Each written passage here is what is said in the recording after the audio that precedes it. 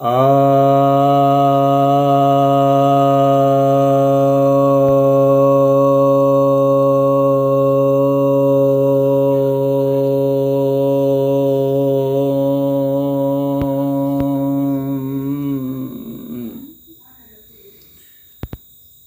सभी भक्तजनों को सप्रेम नमन। भक्तों, एक जिज्ञासा आई है आर्या जी के यहाँ से, आर्य जी के यहाँ से ये पूछ रहे हैं, तिरोभाव और आविर्भाव क्या है? और इन्होंने एक उत्तर भी दे रखा है खुद ही कि संत रामपाल जी ने इसे ब्रह्मा की मृत्यु बताया है।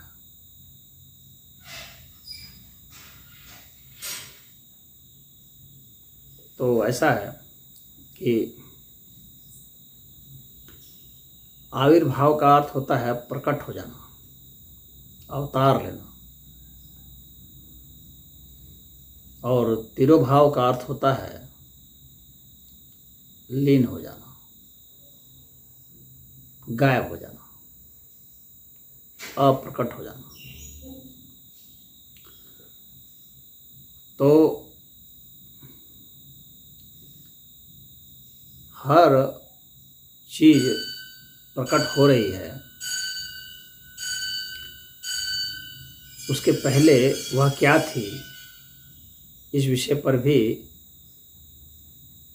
सोचनी होगी बात।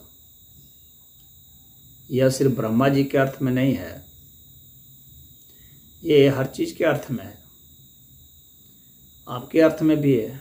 आप पहले क्या थे, कैसे आए? तो आप कहीं ना कहीं से तो आए। तो आपका प्रकट हो जाना जो है आविर्भाव है।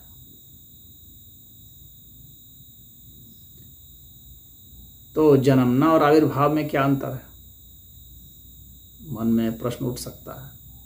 और मरना और तिरोभाव में क्या अंतर है?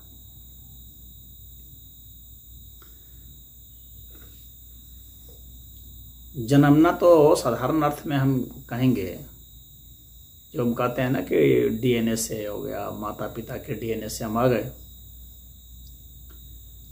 लेकिन यहाँ प्रश्न उठेगा कि वो डीएनए माता पिता में फिर कहाँ से आया भाई? एक प्रश्न तो फिर खड़ा होगा। तो वह डीएनए भी तो कहीं से आया होगा, वो कहाँ से आया?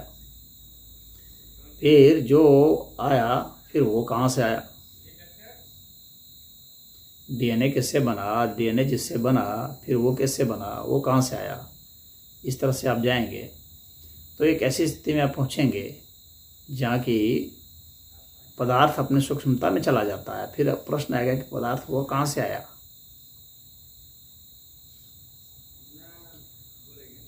यानी पूरा जो अस्तित्व का जो पदार्थ है वो कहाँ से उत्पन्न हो रहा है? मूल बात यहाँ पर है, उसके उत्पन्न होने के पीछे क्या कारण है?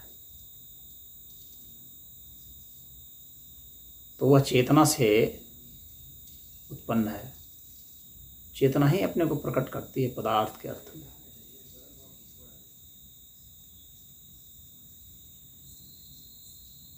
तो वह चेतना आज भी मौजूद है, अभी भी मौजूद है। उसने ही अपने को मैनिफेस्ट कर रखा है। तो उस स्तर तक जब आप जाते हैं तो आप देखते हैं कि आविर्भाव हुआ है, जन्म नहीं हुआ, आविर्भाव हुआ है। और फिर लीन कहाँ हो जाते हैं? लीन वहीं हो जाते हैं जो हमारा मूल था, जहाँ से हम आए थे। तो चेतना से ही हम प्रकट होते हैं और चेतना में ही लीन हो जाते हैं। हर चीज चेतना में लीन हो जाती है। तो वह तिरोभाव हो जाता है, जहाँ हम लीन हो जाते हैं। वो मरना नहीं है, क्योंकि यहाँ पर मरता क्या है आप देखेंगे तो आप देखेंगे कि बस रूपांतरण तो हो रहा है, चीज़ों का रूपांतरण हो रहा है, लेकिन उस रूपांतरण के पीछे क्या कार्य है, उसके पीछे कौन से कारण है, वहाँ पर कौन सी प्रेरणा है जिसके कारण रूपांतरण की घटना घट रही, वह किसमें लीन हो रहा है। तो वह जिसमें लीन हो रहा है, कोई जिसमें मर्ज कर रहा है, फिर वह किसमें मर्ज कर रहा है। इस तरह से अंततः ये मर्ज होने की बात, लीन होने की बात कहाँ तक जाती है, ये उस अव्यक्त स्थिति तक चली जाती है जहाँ हम डिटेक्ट नहीं कर सकते,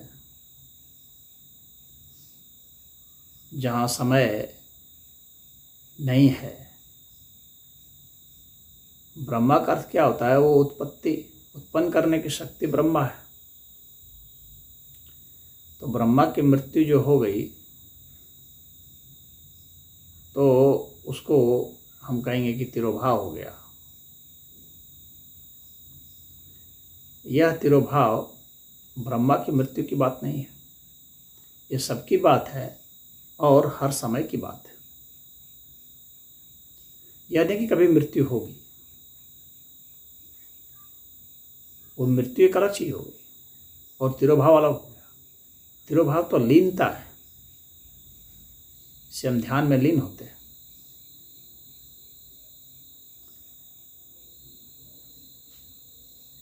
तो हम मर थोड़ी जाते हैं जिस अर्थ में मृत्यु कहा जाता है, लेकिन हमारा तिरोभाव हो जाता है। यानी जो हम अब समझते हैं कि क्या यह जन्म है, हम क्या हैं, तत्व क्या हैं, ये तत्व कहाँ से आते हैं, तो तिरोभाव आप जीते जी हो सकते हैं और आविर्भाव भी आपका जीते जी होता है। यानी हर समय आपका आविर्भाव होता रहता है, हर समय आपका तिरोभाव भी होता रहता है, बल्कि आविर्भाव तिरोभाव ये समय से भी परे है, इसीलिए होता रहता है। तो ये चेतन तत्व इसमें भी विद्यमान है। तो यह जो काफ़ी गूढ़ रहस्य है, तो चेतना सदैव विद्यमान है। तो आप जब अपने में लीन हो जाते हैं, कोई चीज़ जब अपने में लीन होती है और हर समय लीन होती रहती है, यानी कि किसी समय होती है, आपको उसमें बोध होता है कि मैं लीन हो रहा हूँ। लीन तो हो ही रही है वो, और प्रकट भी हो ही रही है, इसीलिए आप हर समय प्रकट भी होते रहते हैं, हर समय भी लीन होते रहते हैं, लेकिन आपको इसका एहसास नहीं होता है, बोध नहीं होता है। और आप जो स्वयं स्थित हैं वह चेतन तत्व के रूप में स्थित हैं। तो उसी चेतन तत्व का आविर्भाव और तिरोभाव होता रहता है, यानी प्रकटीकरण और लीनीकरण होता रहता है साथ ही साथ। यही आविर्भाव और तिरोभाव है।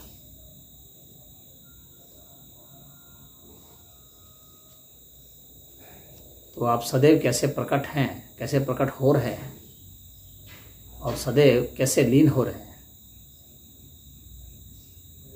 उस चीज़ का एहसास हो जाना आविर्भाव और तिरोभाव है। और यह आप ध्यान में जा करके महसूस कर सकते हैं, अनुभूति आपको हो सकती है। ऐसा नहीं है कि किसी काल जब आप मर जाएंगे तो जो है आपका तिरोभाव हो जाएगा, आपका तभी भी हो रहा है। तो आप इस अर्थ में समझ जाइए कि कोई भी चीज़, कोई भी तत्व जो है वो उसका तिरोभाव भी होता है, आविर्भाव भी होता है और हर समय होता रहता है। यानी हर समय वह लीन होता रहता है अपने मूल तत्व में, और हर समय उसका प्रकटीकरण भी होता रहता है।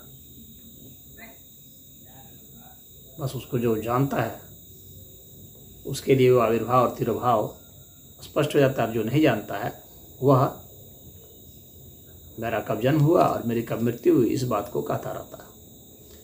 यानी देह बुद्धि उसमें होती है, देहात्म बुद्धि होती है। तो देह बोध जब होता है तो आदमी बहुत छोटी सी कड़ी को जानता है कि वो मेरा ऐसे में जन्म हुआ, बस इसमें मेरी मृत्यु हुई बस।